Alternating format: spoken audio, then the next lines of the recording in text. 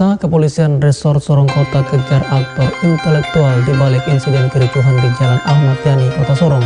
Keberhasilan Bupati Sorong Dr. Joni Kamuru membangun pendidikan di Kabupaten Sorong diapresiasi pengurus Pagiri Pusat dengan memberikan penghargaan Jiwa Praja Nugraha. Dua informasi ini akan kami ketengahkan bersama sejumlah informasi menarik lainnya di COM News malam hari ini, Selasa 1 Desember 2020. Bersama saya Yongki Ulimpa, inilah COM News malam selengkapnya.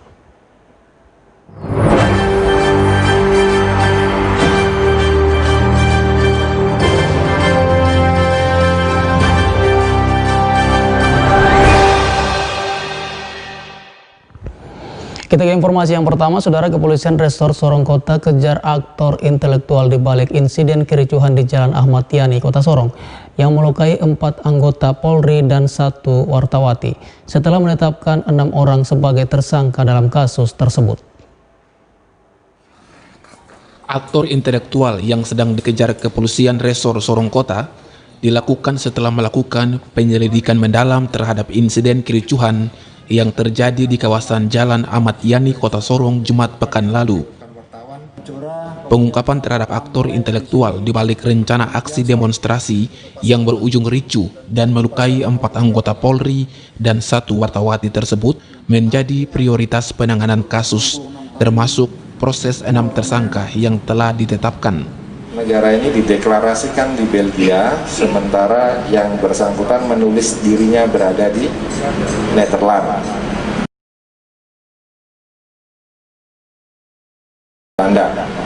Nama negaranya Republik West Papua Nugini. Ya, jadi negara Papua Nugini, Republik Negara Papua Nugini Barat. Itu ya, negara Republik Papua Nugini Barat, atau Republic of West Papua New Guinea. Sementara pasal yang kita terapkan, pasal awalnya adalah 106, tidak menutup kemungkinan apabila dalam penyidikan ditemukan pasal persangkaan. Contohnya misalnya terhadap pengeroyokan yang dilakukan pada anggota 170 bisa diterapkan.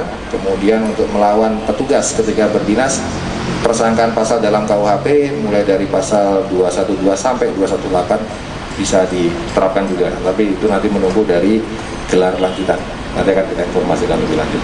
Jadi untuk perumusan di dalam pasal anslak itu kita tidak perlu membuktikan selesainya delik, tetapi adanya kegiatan percobaan baik persiapan maupun awal pelaksanaan pun sudah cukup. Dan maksud dari para kelompok ini melaksanakan long march tentunya adalah untuk menghimpun massa di dalam perjalanan sehingga makin banyak. Rekan-rekan bisa memahami, sudah pernah terjadi juga di Kota Sorong, ketika sudah terjadi kumpulan massa yang demikian banyak, maka psikologi massanya berbeda dengan psikologi perorangan. Di situ sudah ada anonimitas, sudah tidak ada lagi identitas perorangan. Dengan demikian kelompok itu sudah susah dikendalikan.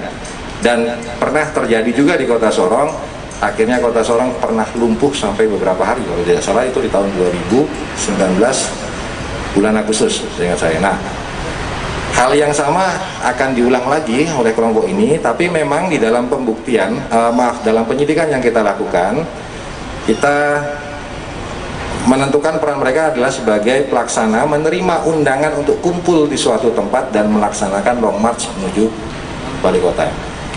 Langkah tindak lanjut yang akan dilaksanakan oleh tim penyidik adalah mengembangkan perkara ini, mengejar aktor intelektualnya. Jadi rekan-rekan tidak menutup kemungkinan ke depan akan ditetapkan tersangka yang lain.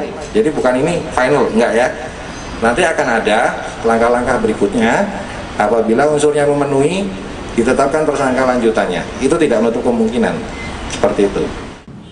Terhadap proses hukum 6 tersangka yang telah ditetapkan, Kapolres Sorong Kota menandaskan berapa ini sudah kita tetapkan tersangka ya, terkait dengan pelanggaran pasal 106 KUHP, junto pasal 87 dan junto pasal 53 KUHP.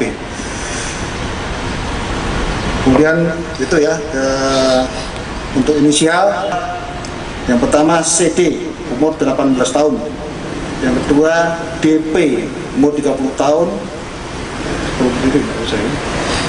yang ketiga FS umur 51 tahun, yang keempat JP umur 39 tahun, Yang kelima HN umur 56 tahun. Yang keenam DF umur 66 tahun. Anggreni Sumbung, CWM Channel. Maka psikologi